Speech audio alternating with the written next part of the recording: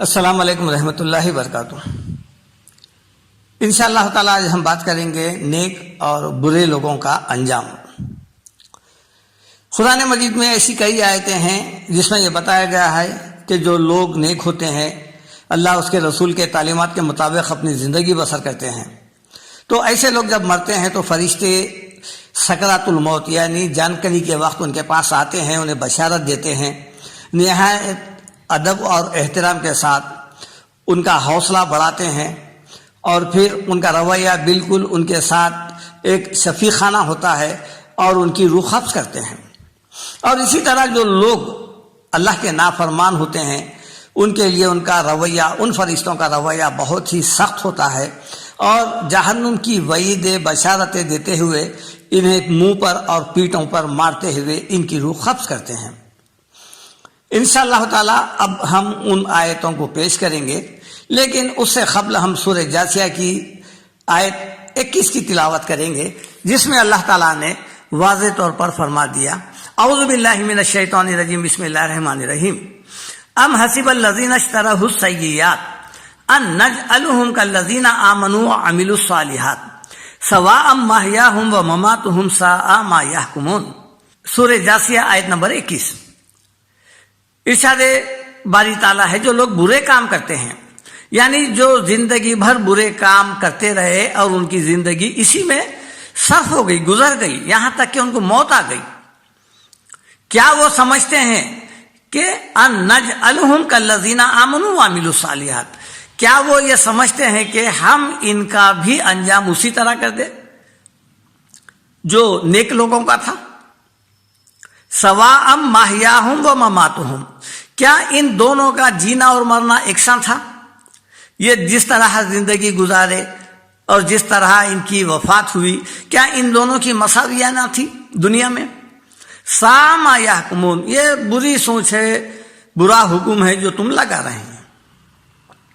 مطلب صاف ہے، کہنے کا مطلب یہ ہے جو زندگی بھر لوگ برے کام کرتے رہے اور اسی میں اپنی زندگی صرف کی، انہیں آخرت کی کوئی فکر تھی ہی نہیں، کیا ہم ایسے لوگوں کا بھی انجام اسی طرح کر دیں گے جو ہمارے فرما بردار تھے، نیک تھے اور ہمارے احکام پر چلے، کیا ہم ان کے برابر کر دیں گے؟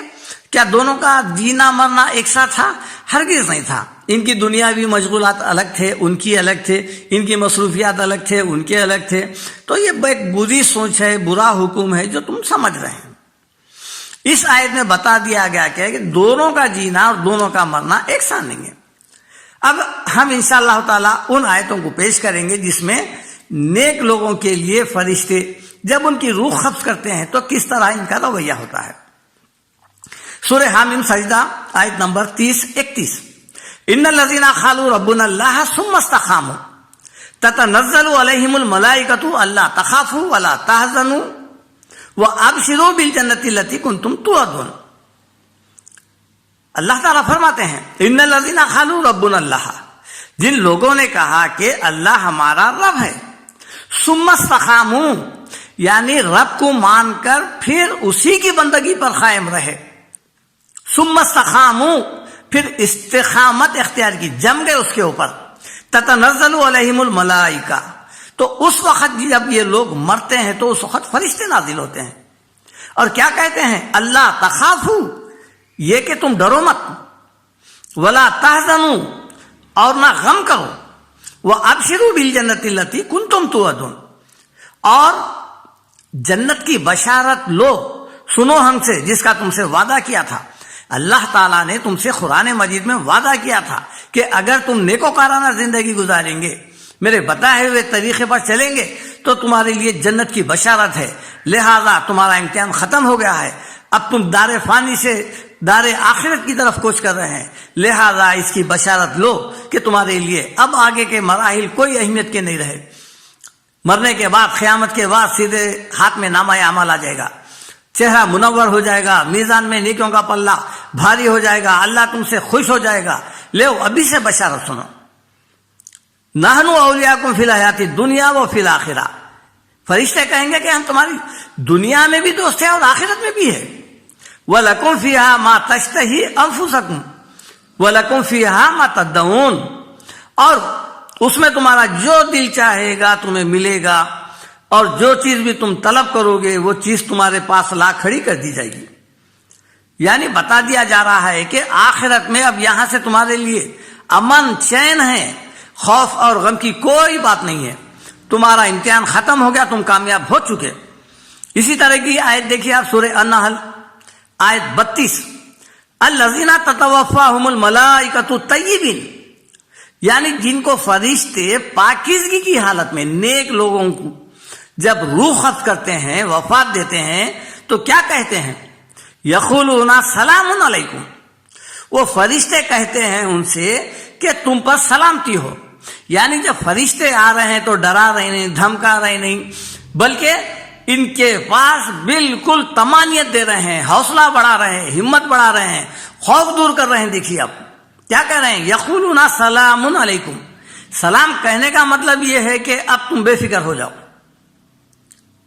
یقولون سلام علیکم ادخلوا الجنت بما کنتم تعملون، داخل ہو جاؤ جنت میں اپنے اعمال کے بدلے۔ یعنی اب تک کا تمہارا جو اعمال کا ریکارڈ تھا وہ پورا کامیابی پر مبنی تھا، ہر امتحان تم نے بخوبی پاس کر لیا ہے، ہر فیلڈ میں پورے اتر گئے ہیں، لہذا تمہارے اعمال سے اللہ تعالیٰ بخوبی واقف تھا، اس لیے ہمیں بھیجا، اور پھر یہ خوشخبری کے ساتھ کہ تمہارا صلہ، نیک اعمال کا صلہ جنت ہے، اب اس کی تم بشارت لو، یعنی تمہارے لیے جنت ہے۔ اب جب تم خبر سے نکلیں گے تو تمہارے لیے کوئی خوف اور غم کی بات نہیں رہے گی، لا خوف علیہم ولا ہم یحزنون۔ اللہ تعالیٰ کئی صورتوں میں بتا دیے ہیں کہ ان کے لیے کوئی خوف اور غم کی بات نہیں ہے، اور وہ یہی ہے، نیکوکار کو اس کی نیکیوں کا بدلہ آخرت میں ملے گا، لیکن اس کی خوشخبری مرنے سے پہلے دے دی جائے گی۔ اسی طرح بدکار کو بھی اس کی سزا آخرت میں ملے گی، لیکن اس کی خوشخبری یہیں پر دے دی جائے گی۔ وہ کس طرح دے دی جائے گی انشاءاللہ ہم وہ بھی بیان کریں گے۔ اب دیکھیے آپ، اسی طرح ایک سورہ ہے سورہ فجر، اس کی آخری آیتیں ہیں، یا ایتھا النفس المطمئنہ۔ اللہ تعالیٰ فرما رہے ہیں جب فرشتے ان کی روح قبض کریں گے تو کیا کہیں گے، اے نفس مطمئنہ، اطمینان پانے والی روح، اے مطمئن روح۔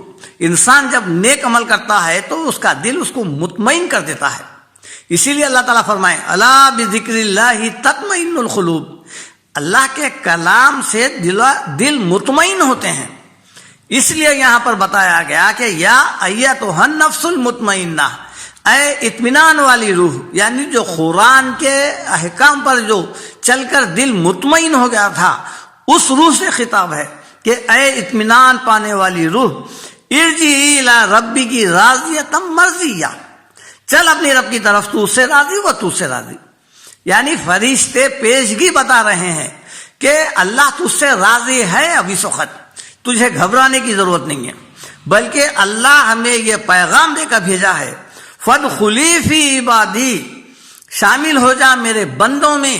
میرے بندوں سے مراد اللہ کے وہ بندے ہیں جو نیک ہیں، جنہیں اللہ اپنے بندے کہتا ہے، انا عبادی، جیسا قرآن میں آیا ہے، بے شک میرے بندے، وادخلی جنتی، اور داخل ہو جا میری جنت میں۔ یہ بھی وہی پیشگی ہے، یہ بشارت ہے جو نیکوکار لوگوں کو دی جا رہی ہے۔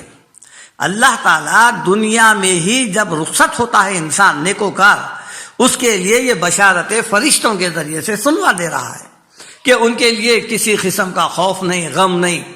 اور پھر اس کے برخلاف دیکھیے آپ، جو لوگ اپنی زندگی غلط راستے پر، گناہ کے راستے پر، شیطانی راہ پر چل کر گزار دیتے ہیں، آخرت کی فکر نہیں کرتے ہیں، ان کا مطلب ماوا ملجا دنیا ہی ہوتی ہے، اصل ان کے سامنے پیش نظر دنیا ہوتی ہے، آخرت نہیں، گناہوں کے دلدل میں پھنس کر زندگی گزارتے ہیں۔ تو جب فرشتے ان کی روح قبض کرتے ہیں تو ان کے تعلق سے فرشتوں کا کیا رویہ ہوتا ہے، دیکھیے آپ، ہم انشاءاللہ وہ آیتیں پیش کر رہے ہیں۔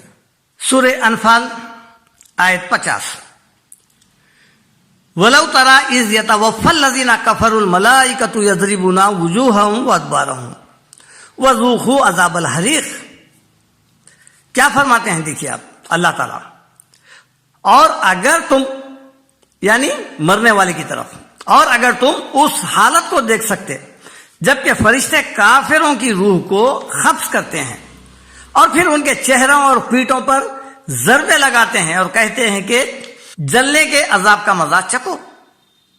یعنی سکرات موت میں روح قبض کرتے وقت میں برے لوگوں کی ارواحوں کو فرشتے کیا کہتے ہیں کہ یضربون وجوہہم وادبارہم، ان کے چہروں پر اور ان کی پیٹھوں پر مارتے جاتے ہیں، کوڑوں سے مارتے جاتے ہیں، اور پھر بشارت کیا دے رہے ہیں کہ جلنے کے عذاب کا مزہ چکھو.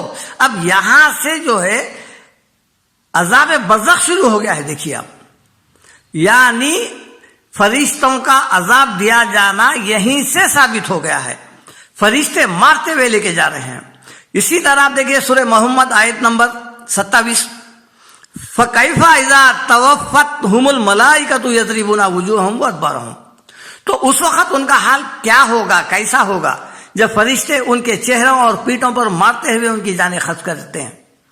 یعنی اللہ تعالیٰ فرما رہے ہیں کہ اس وقت کیسا ہوگا. آج دنیا میں تو یہ بچے ہوئے ہیں، لیکن جب ان کا وقت امتحان کا ختم ہو جائے گا اور یہ فیل ہو جائیں گے، جب ہمارے عذاب کے فرشتے آئیں گے اور ان کی روح قبض کریں گے، تو اس وقت ان کی روح کو آسانی کے ساتھ، خوشخبری کے ساتھ نہیں بلکہ عذاب کی وعیدیں دیتے ہوئے، انہیں مارتے ہوئے پیٹھوں پر، منہ پر ان کی روح قبض کریں گے اور بولیں گے کہ چلو اب ایسی جگہ جہاں پر اب تمہیں عذاب دیا جانا طے ہے.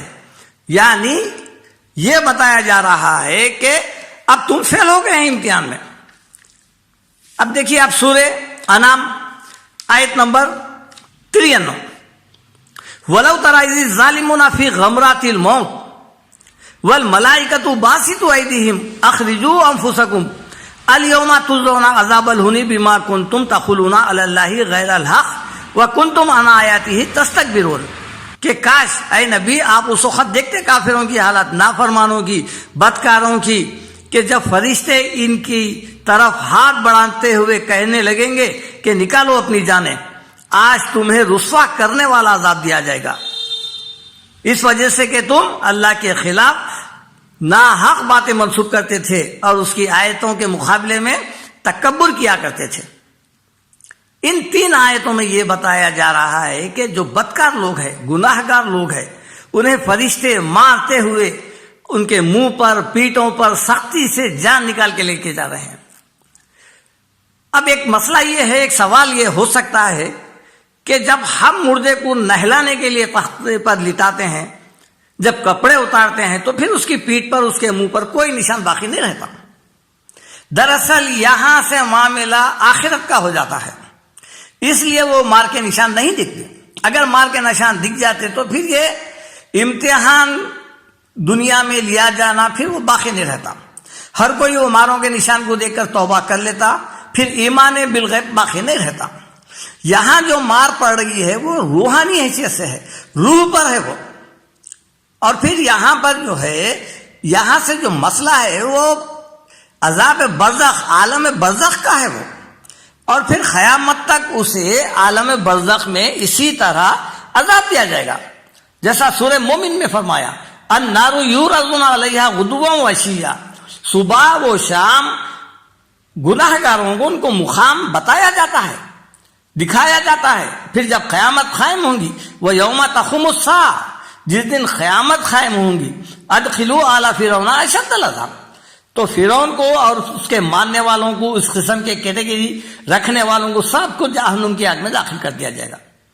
لیکن روح قبض کرتے وقت میں گناہ گاروں کو تو پیٹوں پر، منہ پر مارتے ہوئے لے کے جا رہے ہیں. یہ عذاب برزخ ہے، یہ عالم برزخ میں ہو رہا ہے. اور پھر عالم برزخ میں نیکوکار بھی خوش ہوتا ہے، جیسا سورہ یاسین میں فرمایا ہے مرد مومن نے، خالا یا لیتا قومی یعلمون بما غفر علی ربی وجعلنی من المکرمین. جب اسے جنت میں داخل کر دیا گیا تو کیا کہا کہ کاش کہ میری قوم جانتی کہ میں شہادت کی بنا پر جنت میں داخل کر دیا گیا. یہ اس کے الفاظ ہیں جو برزخ میں کہے ہیں. تو برزخ میں زندگی ہے. اگر کوئی کہتا ہے کہ برزخ میں زندگی نہیں ہے تو پھر یہ مرد مومن کہاں سے کہہ رہا ہے یہ؟ اور پھر یہ منہ پہ اور پیٹھوں پر کہاں سے مار رہے ہیں؟ تو یہی وہ عذاب کی شکل ہے جو مرنے کے بعد ملتی ہے، جو قرآن سے ثابت ہے کہ اس قسم کے عذاب قرآن میں درج ہے کہ سکرات الموت سے یہ عذاب شروع ہو جاتا ہے قیامت تک. پھر جب قیامت قائم ہوں گی برے لوگوں کا بھی نامہ اعمال لا کے رکھا جائے گا, تولا جائے گا, حجت قائم کی جائے گی, پھر انہیں جہنم میں ڈال دیا جائے گا. نیکوکار کو بھی لایا جائے گا, اس کا بھی نامہ اعمال تولا جائے گا, پھر اسے بھی جنت میں داخل کر دیا جائے گا. یہ فارملٹیز ہے. سبحان ربک رب العزت عما یصفون وسلام علی المرسلین والحمد للہ رب العالمین.